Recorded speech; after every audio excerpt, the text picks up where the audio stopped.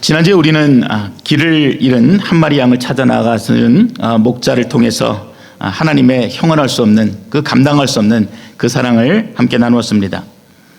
그런데 오늘 이 이야기는 그 감동적인 이야기 다음 장에 나오는 이야기라고 생각하기에는 이제 잘 이해되지 않는 이제 그런 내용입니다.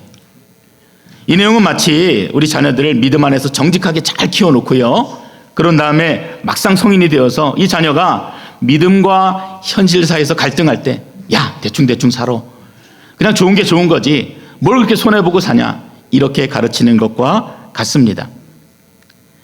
주님이 우리에게 평상시에 어떤 말씀을 하십니까? 너희가 비록 손해볼지언정, 너희가 비록 세상 사람들을 통해서 어리석다라는 이야기를 들을지언정 너희는 세상의 빛과 소금이 되어야 된다.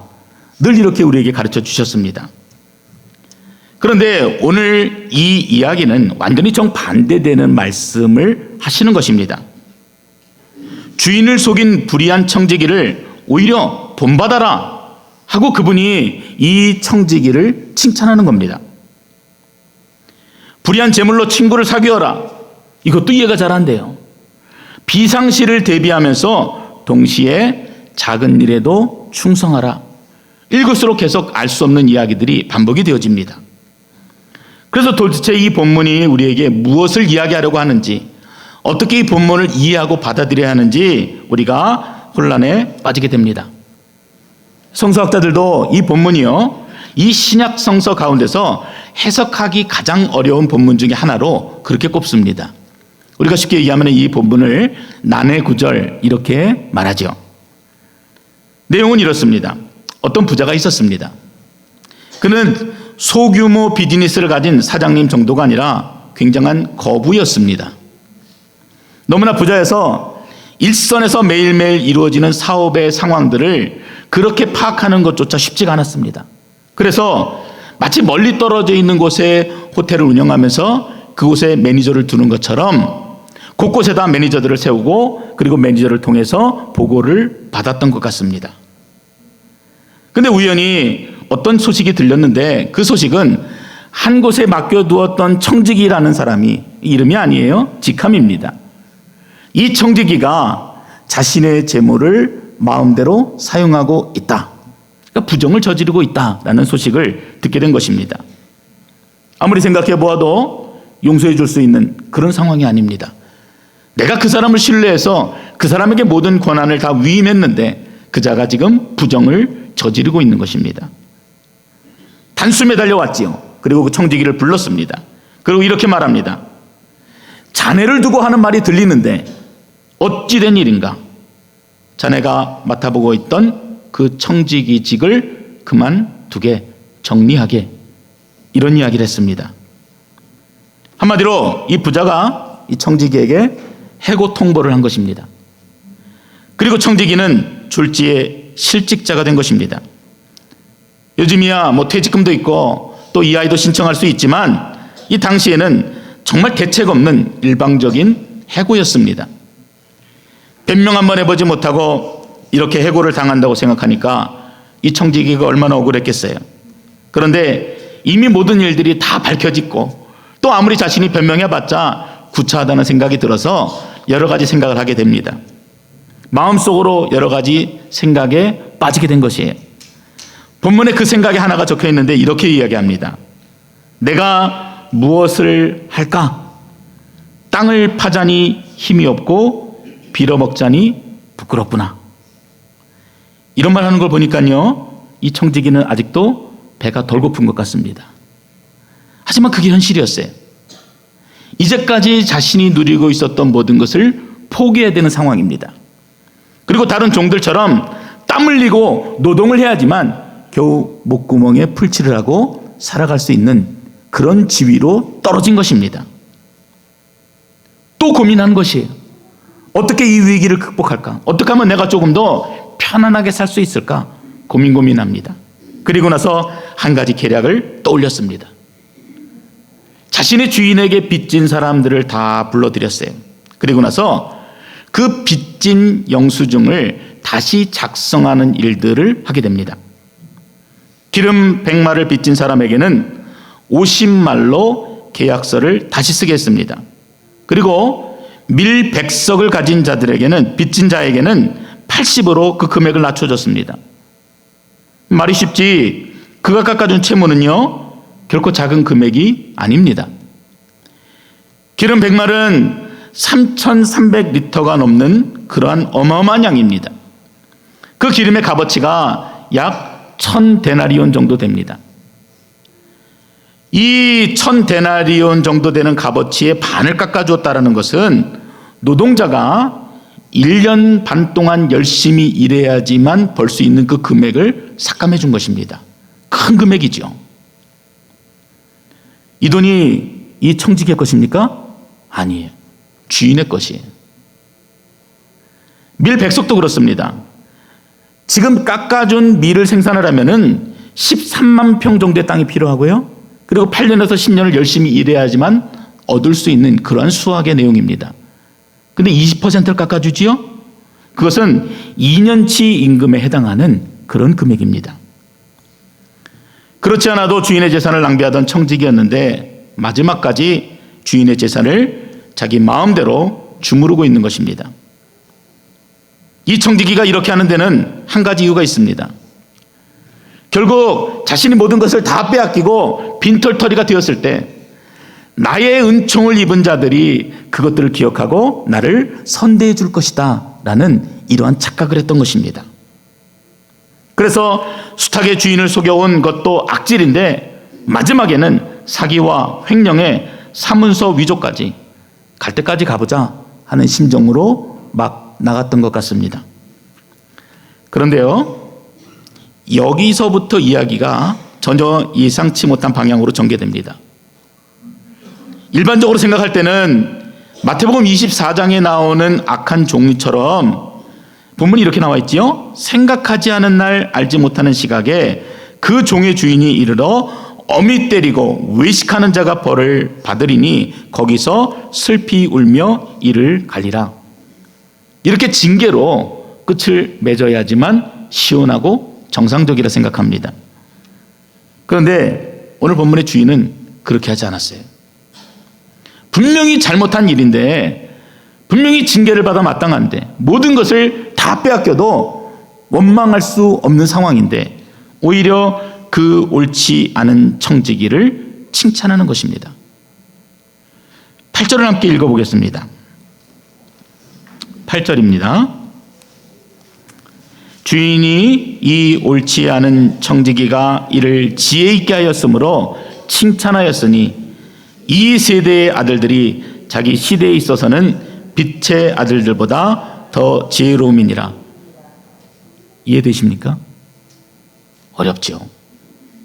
지금 쫓겨나도 마땅한 청지기에게 주인이 오히려 야, 이 사람 진짜 지혜롭다, 잘했다 라고 칭찬하는 게 본문의 내용이에요. 분명 조금 전까지는 횡령의 사기까지 당한 이 주인의 마음이 너무나 공감이 되었는데요, 이제는 그 청지기를 칭찬하는 주인이 이해가 안 되는 거예요. 혹시 이 사람이 다중인격이 아닌가? 혹시 이 사람이 순수하고 정직한 사람이 아니라 정말 그 마음에 여러 가지 생각을 품고 있는 정말 괴팍한 사람이 아닌가? 우리가 주인을 그렇게 생각하게 됩니다. 이 본문을 우리가 정확하게 이해하기 위해서 몇 가지 질문을 던져보겠습니다. 첫 번째는 주인이 그 청지기의 악행을 칭찬하고 있는가? 오늘 본문에 그렇게 나와 있습니까? 그렇지 않아요. 오히려 비유의 주인은 지금 자신의 책임에 충실하지 못하고 그리고 자산을 남용한 청지기를 벌할 생각을 가지고 있습니다. 당연히 그의 불성실함을 인정하는 내용도 없고 그 비열하고 기회주의자 같은 모습을 높이 평가하는 내용도 본문에 없습니다. 그렇다면 그 주인이 칭찬한 것이 무엇입니까? 무엇이죠? 지혜입니다. 좀 더 구체적으로 말하자면 미래를 대비하는 지혜를 칭찬했습니다.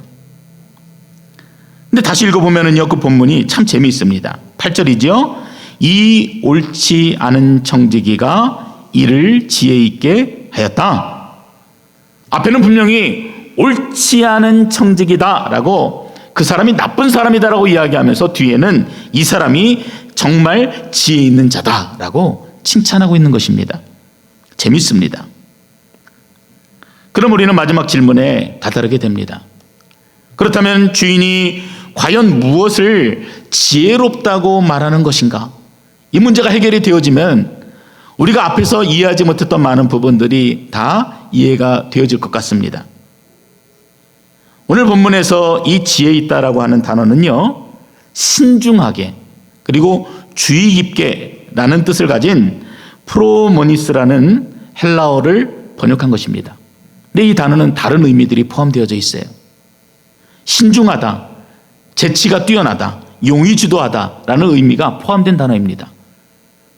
그러니까 우리가 생각하는 지혜롭다라고 하는 단어와 이 단어가 원래 가지고 있는 의미들이 조금 다른 것입니다. 분명 청지기의 의도와 방향은 잘못된 것이죠. 그런데 이러한 청지기의 행동에는 주인의 관심을 이끌어내는 기발함이 분명히 있었다라는 것입니다. 그 기발함을 보고 주인이 이 청지기를 칭찬한 것입니다. 그 기발함이 어떤 것인지 세 가지로 정리해 볼 수 있습니다. 첫째는 이 청지기가 지금 돌아가고 있는 상황의 긴박성을 잘 파악하고 있었다라는 것입니다. 그래서 주인이 칭찬했다라는 거예요. 이 불의한 청지기의 비유에 대한 전통적인 해석은 종말론적인 입장입니다. 마지막 때를 잘 준비하라는 것이죠. 그때 분명히 결산할 때가 오게 될 터인데 그때 이 종처럼 하지 말아야 된다라는 것을 메시지로 가지고 있습니다. 그때가 분명 우리에게도 온다라고 하는 메시지를 가지고 있는 것이에요. 그때 주인이 뭐라고 물어보게 됩니까? 내가 네게 대하여 들은 이 말이 어찌 됨이냐? 내가 보던 일을 세마라. 청지기 직무를 계속하지 못하리라. 2절의 말씀이죠. 거기에 뭐가 있어요? 네가 보던 일을 세마라 하는 일이 우리에게도 언젠가 분명하게 다가온다라는 것입니다. 이처럼 종말은 긴박한 것이에요. 그리고 그때가 도래하게 되면은 누구든지 변명할 수 없도록 하는 그때가 분명히 온다는 것입니다. 이때 지혜로운 자가 누구겠습니까? 그 마지막 때를 잘 준비하는 자. 그날이 언제인지는 모르지만 그 마지막을 위해서 등잔에 기름을 준비하고 있었던 여인들처럼 잘 준비하는 자가 지혜로운 자라는 것입니다. 18세기 영국이 세계를 제패하도록 이끌었던 이 넬슨 제독이라는 사람이 있습니다. 그런데 이분이 1805년에 나폴레옹과의 결전을 앞두고 자신의 빅토리아호에 깃발을 내걸었습니다. 넬슨의 모든 병사들이 맡은 바 임무에 최선을 다할 것이라고 믿는다. 온 병사들이 그 깃발 아래서 열심히 싸웠습니다. 아마 가장 치열한 전투를 했는지도 모릅니다. 그런데 안타깝게도 이 넬슨이 프랑스 저격병의 총탄에 맞았습니다. 탄알이 그의 왼쪽 어깨에 맞게 되고 폐를 뚫고 등뼈에 꽂혔습니다. 그러나 자신에게 가망이 없음을 직감하고 이 넬슨은 마치 자신이 예수님인 것처럼 나는 나의 임무를 다하였노라. 이 유명한 말을 남기고 전사했습니다. 근데 이분이 남겼던 말 가운데 격언처럼 그 서양 사람들에게 전해지는 말이 있습니다. 나는 항상 나의 시간에 15분 전에 있었다. 멋있는 말 같지요? 저희 교회에도 어떤 모임이 있으면 항상 30분 전에 오시는 분이 계시는데 이 넬슨은 나는 나의 항상 15분 전에 내가 있었다라는 이러한 말을 남긴 것입니다. 자신이 무슨 일을 하든지 간에 자신은 한 쿼터 앞에서 다가올 시간들과 사건들에 대한 긴박감을 늘 갖추고 있었다. 이런 의미입니다. 전투 15분 전의 긴장감. 그것이 넬슨에게 있었어요. 우리로 이야기하자면은 예배 15분 전의 긴장감. 그것이 그에게 있었다라는 것입니다. 그날이 언제인지는 모르나 분명히 다가오게 될 마지막 날에 대한 그 긴장감이 그 넬슨에게 있었다라는 것입니다. 여러분도 어떠십니까? 우리에게 그러한 긴장감이 있으십니까? 여러분에게 있으세요? 그 마지막 날에 대해서 정말 그 때를 준비하고 살아가는 그 긴장감이 우리 안에 있는가 말입니다. 내 임무는 끝났다. 내 잘못이 많으니 어찌하랴. 결산 때 주인 앞에 변명의 여지가 없다. 이렇게 깨닫는 것이 긴장감입니다. 근데 그것이 우리 안에 있느냐라는 것입니다. 대부분 더 오래 살고 더 잘 살기 위해서 우리는 살아갑니다.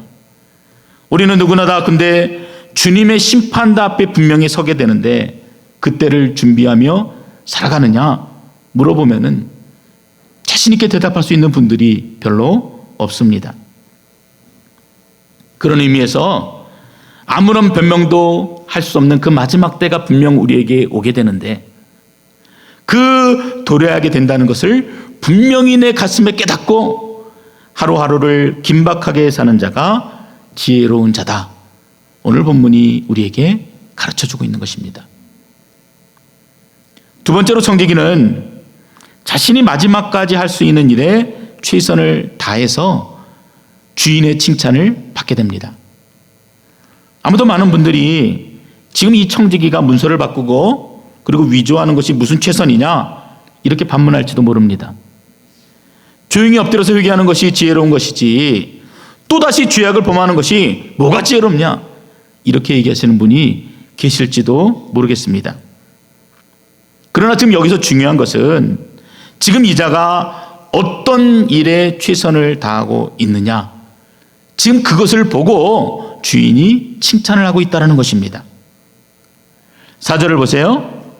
내가 할 일을 알았도다. 이렇게 하면 직분을 빼앗긴 후에 사람들이 나를 자기 집으로 영접하리라.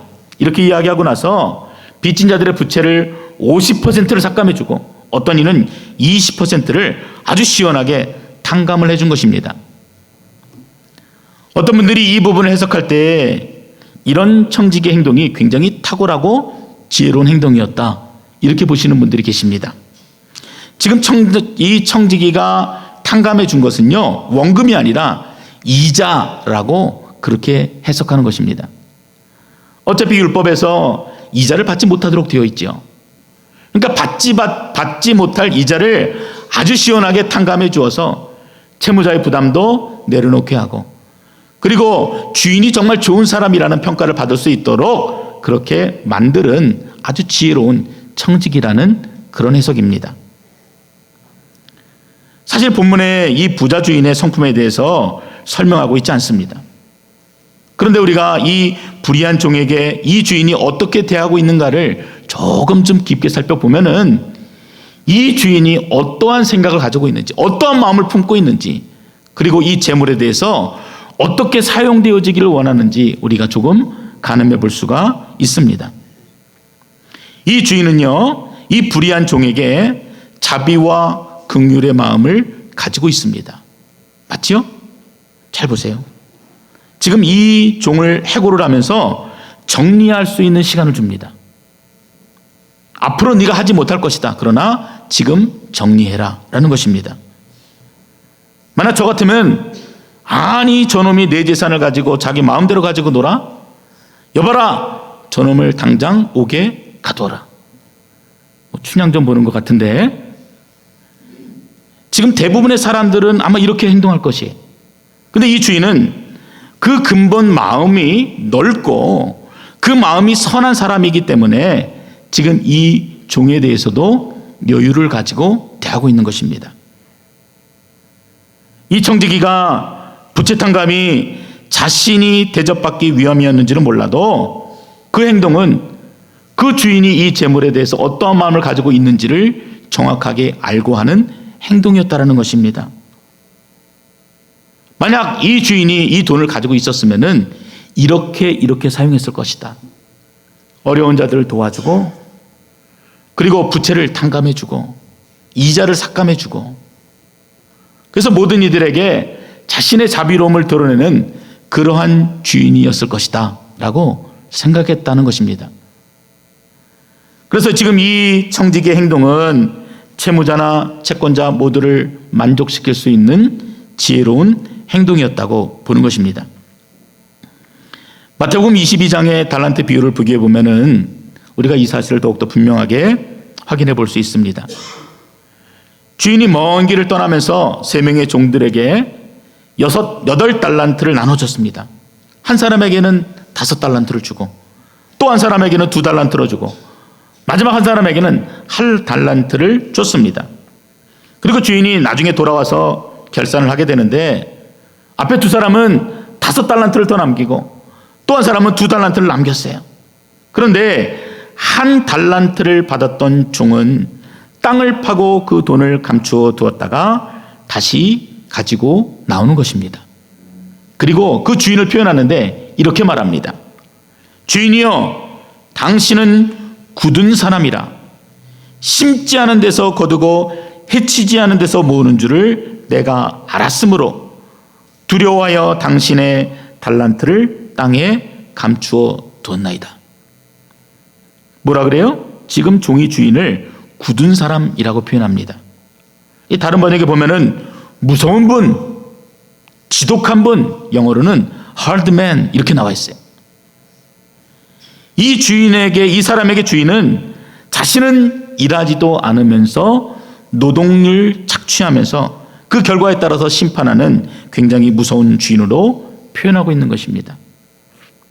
그런데 오늘 본문의 이 주인은 달라요.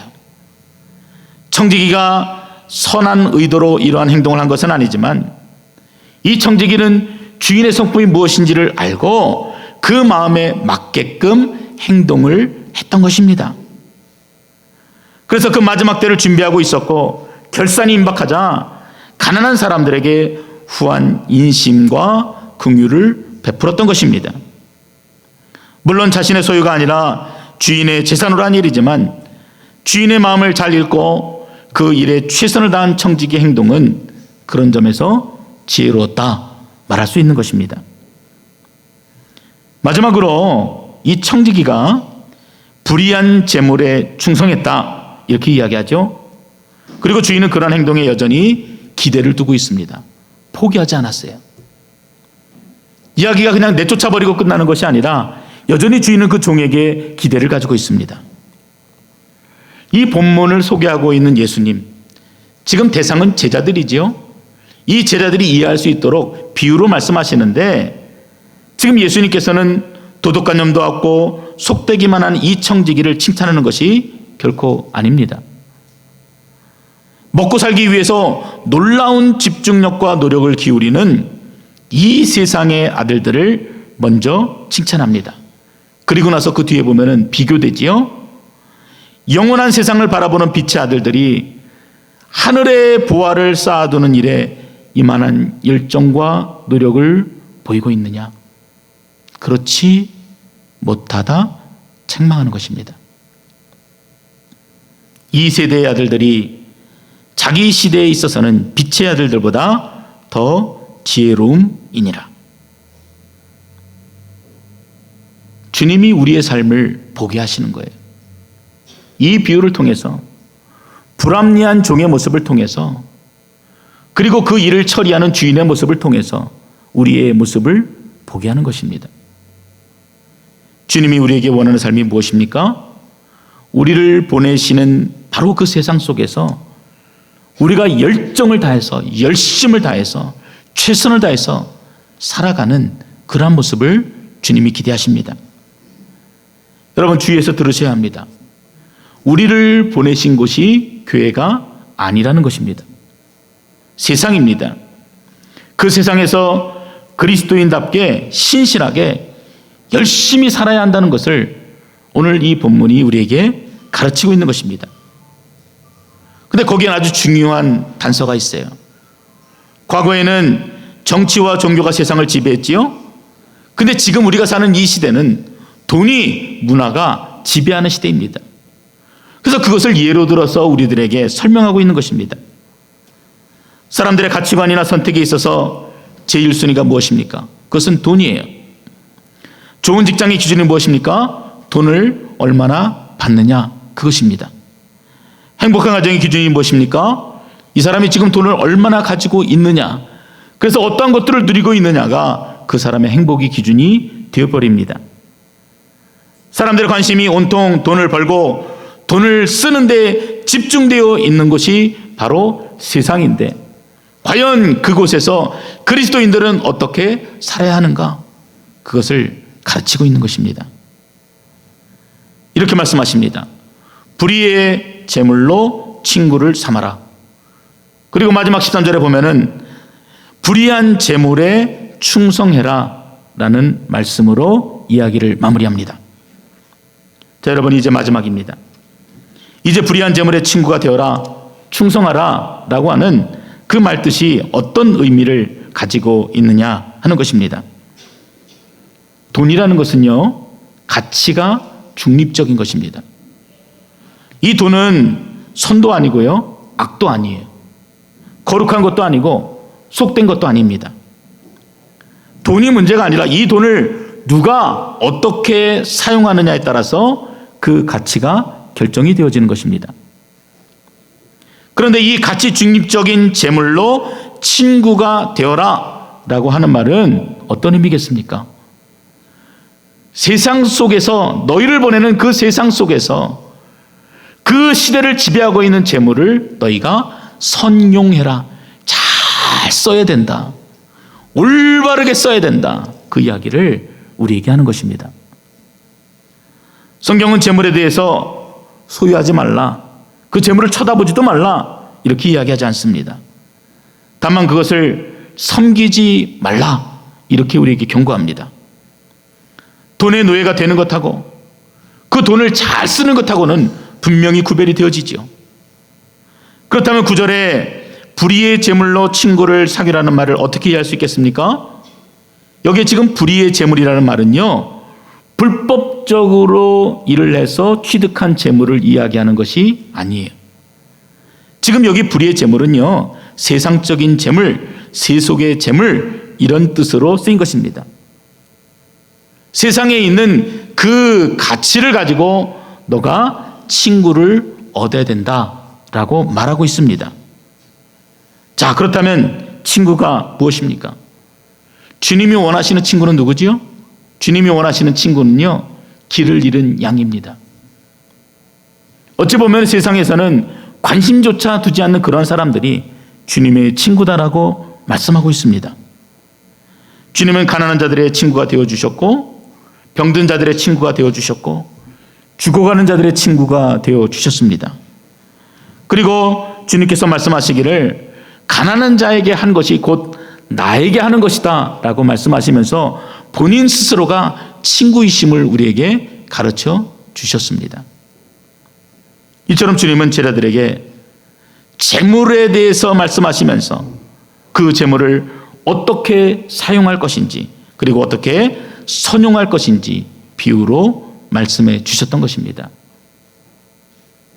재물을 소유하되 분명 세상에서 가치를 가지고 있는 그 재물을 사용하되 바르게 사용할 것, 올바르게 사용할 것, 정직하게 사용할 것을 우리에게 말해주고 있습니다. 말씀을 정리합니다. 오늘 본문이 해석하기 어려운 난해 구절은 맞습니다. 그렇지만 전혀 이해 불가능한 구절이라고는 보지 않습니다. 주인은 불의한 청지기를 오히려 지혜 있다 칭찬합니다. 첫째는 그 청지기가 언제 올지 모를 그 마지막을 준비하면서 긴박하게 살았던 것이 주인의 눈에 보인 것입니다. 두 번째는 마지막까지 자신이 할 수 있는 일에 최선을 다했다는 것이고, 특히 그 최선이 주인의 마음과 성품을 잘 읽고 그 일에 열심을 다했기 때문에 주인의 마음을 붙잡았다는 것입니다. 그리고 마지막으로 재물이라는 것을 어떻게 사용하는 것이 바른 것인지 무지중에 드러난 청지기의 행동에서 우리가 교훈을 얻게 되는 것입니다.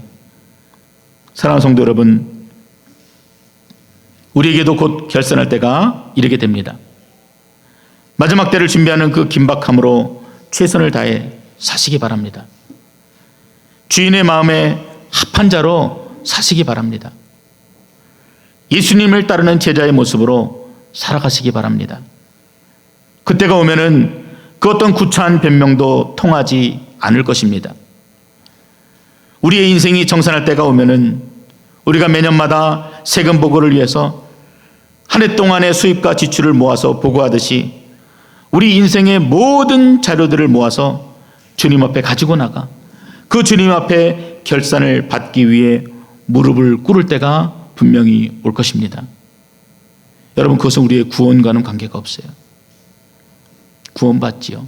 그러나 나의 삶의 평가가 분명히 다시 한번 주님 앞에 놓여지게 된다는 것입니다. 얼마나 우리가 열심히 살았는지, 얼마나 우리가 예배에 열심을 가지고 긴장하며 살고 있는지, 얼마나 우리가 신실하고 열정적인 신앙의 자세를 가지고 살아가는지, 우리를 보내신 가정에서, 우리를 보내신 직장에서, 우리를 보내신 세상에서 얼마나 구별되어진 그리스도인으로 살았는지 주님이 우리를 평가하십니다. 우리의 주인 되신 예수 그리스도, 그분은 분명 자비롭고 긍휼을 베푸시는 분이십니다. 또한 열심히 일하는 종을 사랑하시고 지혜롭다 칭찬하시는 분이십니다. 마지막 남은 시간에 최선을 다해서 주님이 칭찬을 받는 그러한 일꾼들이 되시는 모두가 되시기를 주의 이름으로 축원드립니다. 기도하겠습니다. 아버지 하나님, 그때가 언제인지는 알 수 없으나 임박한 마지막을 우리가 살아가고 있습니다. 세상은 점점 악을 향해 치닫고 이 땅에 의지했던 모든 것들이 하나도 소망이 없음을 거듭 확인하게 됩니다. 이런 세상에 우리를 보내셨고 이런 세상에 빛과 소금이 되라 하셨사오니 하나님, 우리로 하여금 충성된 일꾼으로 기억되게 하여 주시옵소서. 마지막까지 준비하는 자가 되게 하시고 주인의 마음을 깨달아 행하는 자가 되게 하시고 무엇보다도 이 세상 속에서 온전한 그리스도인으로 살아갈 수 있는, 구별된 하나님의 백성으로 살아갈 수 있는 복된 인생들로 삼아 주시옵소서. 예수님의 이름으로 기도드렸습니다. 아멘.